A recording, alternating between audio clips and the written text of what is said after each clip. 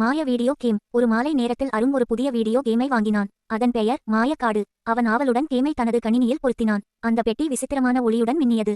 Arun start பட்டனை அழுத்தியவுடன் கணினி திரை ஒரு பெரிய சுழல் போல மாறியது.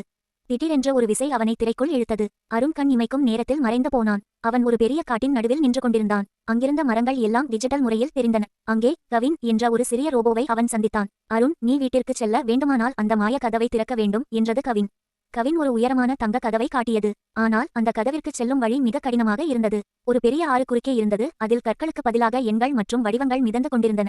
அருண் அந்த மிதக்கும் பலகைகளை கவனித்தான். அவை ஒரு குறிப்பிட்ட வரிசையில் நகர்வதை அவன் உணர்ந்தான். இது ஒரு விளையாட்டு புதிர் போன்றது என்று அவன் உற்சாகமடைந்தான். அவன் கவனமாக திட்டமிடத் தொடங்கினான். அருண் மெதுவாக ஒரு பலகையின் மீது குதித்தான். அது சரியாக இருந்தது. அவன் விளையாட்டில் கற்ற அதே உத்திகளை பயன்படுத்தி ஒவ்வொரு அடியாக தாவி ஆற்றை கடந்தான்.